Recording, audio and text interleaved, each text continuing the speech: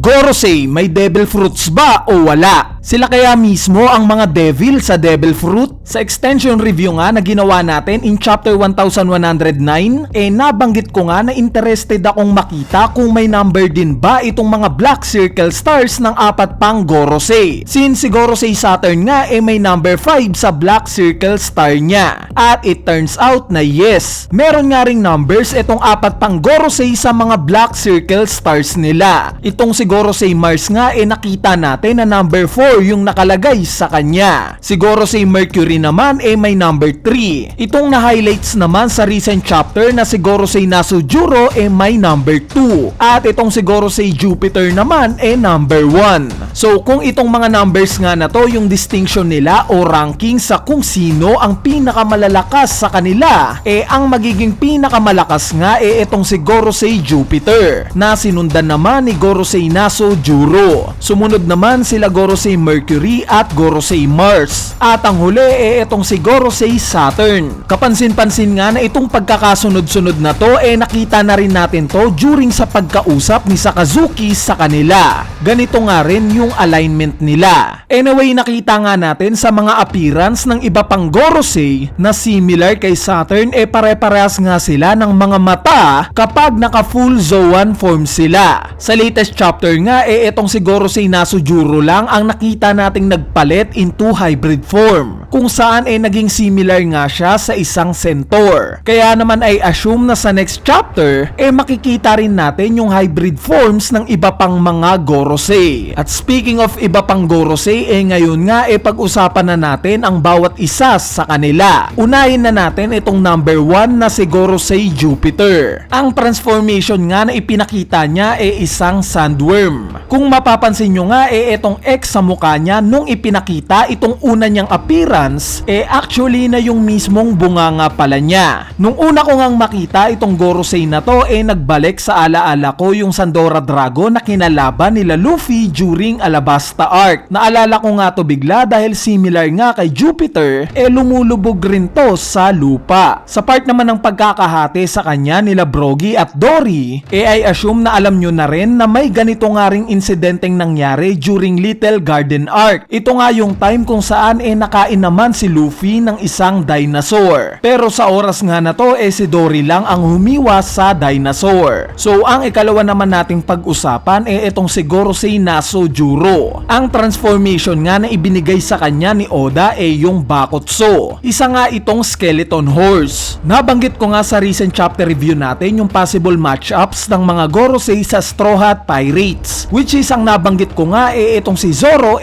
ang makakaharap ni Gorosei Nasujuro. So bukod nga sa rason na ibinigay natin patungkol sa pagiging similar nilang mga swordsman, ipinakita nga rin sa mismong chapter na to yung foreshadowing sa paghaharap ng dalawang to. Gaya na lang ng ataking ginawa ni Zoro kay Rob Lucci. Ang pangalan nga na ginamit ni Zoro sa atake niya yung Ahava Hunt. At sa mga hindi nakakaalam yung Ahava nga isang klase ng snow leopard, which is nakita naman natin sa recent chapter yung paggamit ni Gorosei Nasujuro ng mga snow or frozen na mga atake. Bukod pa nga dyan mahahalin tulad nga rin natin itong si Gorosei Nasujuro kay Ghost Rider, since skeleton nga si Ghost Rider na nakasakay sa kabayo. Same as Nasujuro, nakabayong skeleton rin ang transformation. In fact similar nga sa Ghost Rider itong Bakotso nga namatay rin dahil sa apoy. So ang isang interesting nga na information patungkol sa Ghost Rider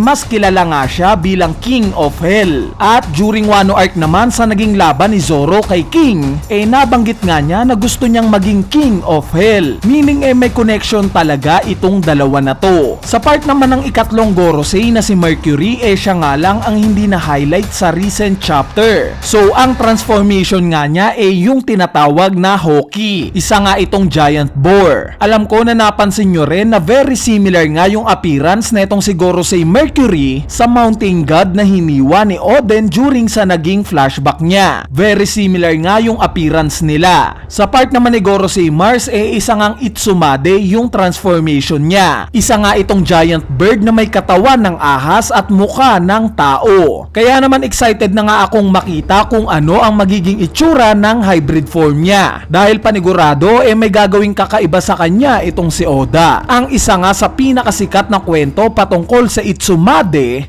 yung naganap during 1334, kung saan may kumalat nga daw na isang epidemic disease at pinaniniwalaan daw na itong Itsumade ang may kagagawan sa disease na to, since kada gabi nga daw nakikita siya sa itaas ng isang imperial palace, hanggang sa may nag-step up nga daw na isang archer at pinatay itong Itsumade. At simula nga daw dito nawala na itong lumaganap na disease. Kaya naman wonder kung dito rin ire-reference ni Oda itong magiging pagkamatay ni Gorosei Mars. May papatay rin sa kanya na isang archer o sniper. Anyway, ang huling Gorosei nga itong si Saturn. Nireveal nga ni Oda na ang transformation niya daw yung Gyuki, o sa mas kilala natin bilang Ushi Oni. Gaya nga sa Itsumade nakalink nga rin itong Gyuki sa mga disease. At indeed, nireveal nga sa recent chapter na itong si Saturn daw ang may kagagawa ng Sapphire Scale Disease. So kung napansin nyo guys itong nagpasikat nga na Gorosei sa latest chapter na si Nasujuro halos kabaliktaran nga yung ipinapakita niya sa nire-representa niyang planeta, which is yung Venus. Dahil yung Venus nga ang sinasabing slowest planet sa solar system natin. Pero nakita naman natin kung gaano siya kabilis, 'di ba? Sa sandaling segundo nga lang halos mabura niya na ang lahat ng mga pasifista sa isla. Bukod pa nga dyan sinasabi nga rin na ang planetang Venus daw ang pinakamainit sa solar system natin, which is kabaliktaran na naman sa ipinapakita netong Gorosei na to, dahil yung kakayanan nga niya may pagka-yelo. Kaya naman wonder kung sa ibang Gorosei ganito rin ang ipapakita nila, kabaliktaran din sa kung ano ang nire-representa nilang mga planeta. For example itong si Gorosei Mercury, sinasabi nga na ito yung pinakamaliit na planeta. Tapos it turns out na itong si Gorosei Mercury pala ang magiging pinakamalaki sa lahat ng Gorosei. Anyway, ang isa nga sa pinaka nakakapagtaka sa revelation ng mga transformations ng mga Gorosei hindi nga sila binigyan ng pangalan ni Oda na similar sa isang mythical Zoan. Dahil usually nga kapag nire-reveal ang isang devil fruit ng isang karakter laging may pangalan ng mythical Zoan. Gaya ng devil fruit ni Luffy na Hito-Hito no Mi ang nakalagay, or itong devil fruit ni Kaido na may fish fruit na nakalagay. Ang tanging ni-reveal nga lang sa mga Gorosei na to yung mismong transformations nila. Kaya naman dito nga tayo mapapaisip kung talaga bang devil fruit users itong mga Gorosei or sila mismo itong mga transformations nila. Kumbaga gaya kay Luffy na ang devil fruit hango sa Sun God Nika, which is ine-imply ng mga Gorosei na itong si Nika daw totoong tao. Ganito rin kaya itong mga Gorosei? Sila kaya mismo itong mga forms nila? Sila kaya mismo ang mga devil sa devil fruit? Ito kaya ang rason kung bakit hanggang ngayon buhay pa rin sila, although nag-e-exist na sila during Void Century pa? Paano kaya ito nangyari? Bali ang mga katanungan nga na yan